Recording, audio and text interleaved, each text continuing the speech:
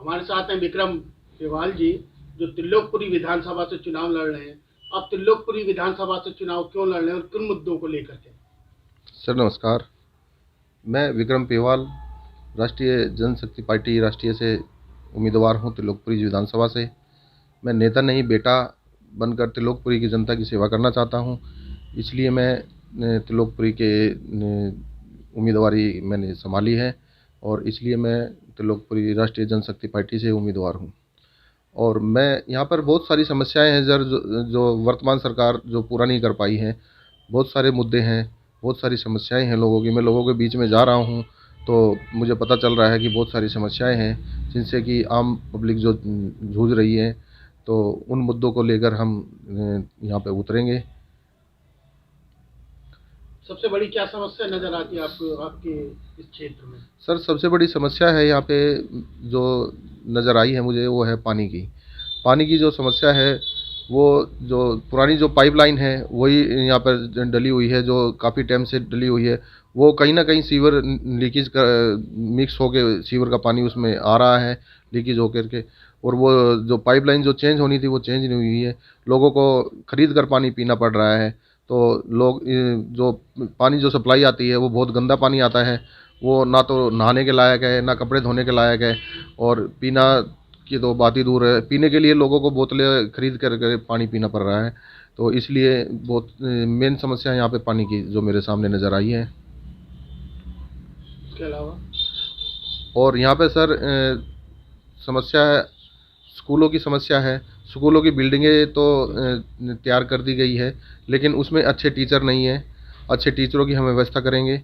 और आंगनवाड़ी में जो घूसखोरी जो चल रही है, आंगनवाड़ी में ठेकेदारी जो प्रथा है, उसको हम बंद करेंगे। क्षेत्र की सफाई व्यवस्था वगैरह और परिवहन व्यवस्था वगैरह, इसके लिए आपका क्या कहना है? सर क्षेत्र की जो जिस तरीके से सफाई होनी चाहिए थी, उस तरीके से वर्तमान सरकार जो वर्तमान जो विधायक है यहाँ पे, वो कर नहीं पा रहे हैं। और यहाँ पे बहुत सारी समस्याएं हैं, जो कूड़े के ढेर यहाँ पे लगे रहते हैं, और समय पर गाड़ियाँ नहीं आती हैं, समय पर एमसीडी जो है वो कर नहीं पाती है। और यहाँ पर जो रोडें हैं, जो ठीक ठाक रोडें हैं, उनको तोड़ के दोबारा बनाया जा रहा है, जबकि उनकी ज़रूरत नहीं है। जो ऑलरेडी जो टूटे हुए रोड हैं उनकी तरफ ध्यान नहीं दिया जा रहा है, उनको नहीं बनाने की कोशिश की जा रही है। जो ऑल ठीक ठाक रोड हैं उनको तोड़ के दोबारा से उनको बनाया जा रहा है। यही मेरे सामने आया है और ये बहुत बड़ी समस्या है। लोग बहुत परेशान होते हैं। लोगों की गलियां जो ठीक ठाक है उनको तोड़ तोड़ के दोबारा उनमें क्या कहते हैं, उसमें ना समय से वो उठ पाता है जो रोड गलियां तोड़ते हैं, और लोग बाग बहुत परेशानी से जूझ रहे हैं यहाँ पर, जो मेरे सामने जो समस्या आई है। विक्रम जी, अतिक्रमण के विषय में आपका क्या कहना है? क्षेत्र में बहुत ज़्यादा अतिक्रमण है, जगह जगह लोगों ने अपने खोखे पटरियाँ डाल रखी हैं, सड़कों पे गाड़ियाँ खड़ी कर रखी हैं। सर उसके लिए बस यही है कि जैसे जैसे लोगों को साधन मिलते हैं, दो पैसे का रोज़गार लोगों ने कर रखा है। बेरोजगार सर हम बात करते हैं परिवहन की जो समस्या है यहाँ पर त्रिलोकपुरी में, वो हमारी जो बसों की समस्या है, वो बहुत ज़्यादा समस्या है यहाँ पर जो सुविधा मिलनी चाहिए लोगों को परिवहन से, वो नहीं मिल पा रही है। यहाँ पर एक ही बस आती है डीटीसी की 307 नंबर। बस वही एक बस है जिससे कि लोग बाग यहाँ के उससे सफ़र करते हैं। और यहाँ पर परिवहन की बहुत ज़्यादा समस्या है, और उसको हम सुधारेंगे। अगर हम आते हैं तो उसको हम सुधारेंगे। दूसरा हम बात करते हैं स्वास्थ्य की जो मोहल्ला क्लिनिक वर्तमान सरकार ने जो बनाई है, वो मरीज़ वहाँ पर बैठा रहता है, उनको दवाई नहीं मिल पाती है।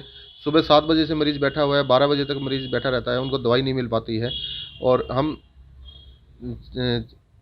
हम चाहते हैं कि यहाँ पर त्रिलोकपुरी में अगर हम आते हैं तो हम 50। सर हम अब बात करते हैं सिक्योरिटी की। यहाँ पर जो सिक्योरिटी की व्यवस्था देखें तो बहुत ही चरमराई हुई है। व्यवस्था बहुत ही ख़राब है यहाँ पर सिक्योरिटी की। अगर हम सीट पर आते हैं तो यहाँ पर जो अवैध धंधे हैं, जो चोर बाज़ारी है, काला बाज़ारी है, उसको हम बंद करेंगे। और उसको हम बंद करेंगे।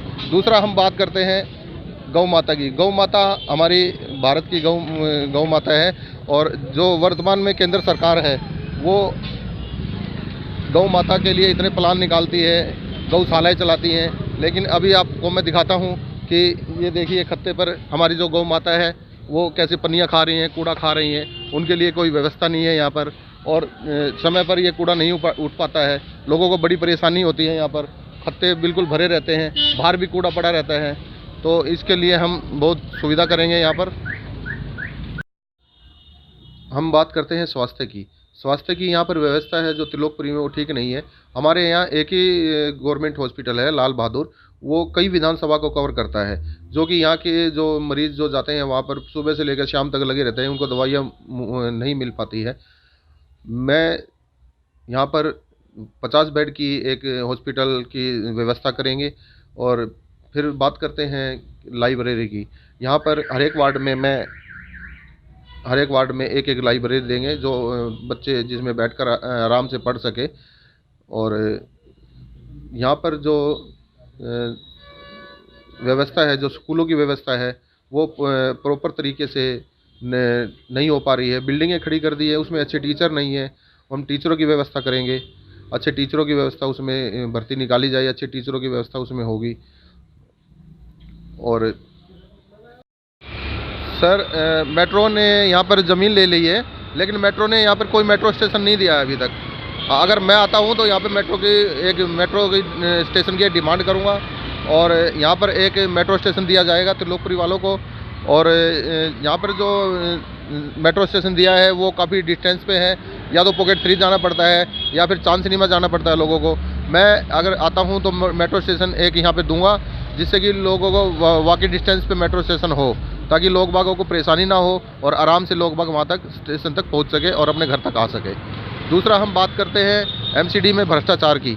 एमसीडी में बहुत ज़्यादा भ्रष्टाचार है। यहाँ पे जो वर्तमान विधायक है, जो निगम पार्षद है, उन्होंने काफ़ी भ्रष्टाचार यहाँ पर फैला रखा है। और यहाँ पर जो है एमसीडी से जो उगाही की जा रही है, वो मोटे तौर पर यहाँ पे एमसीडी विधायक को और निगम पार्षद को पैसा जाता है। और दूसरा हम बात करते हैं कि वर्तमान जो केंद्र में जो सरकार है हमारी, वो यहाँ पर आए दिन गैस सिलेंडर पे पैसे बढ़ा रही है, जिससे कि हम अगर आते हैं तो यहाँ पर पीएनजी गैस की सुविधा की जाएगी, जिससे कि लोगों को 300 रुपये में मात्र महीने का खर्चा गैस का निकल सके, और जिससे कि लोगों को परेशानी ना हो।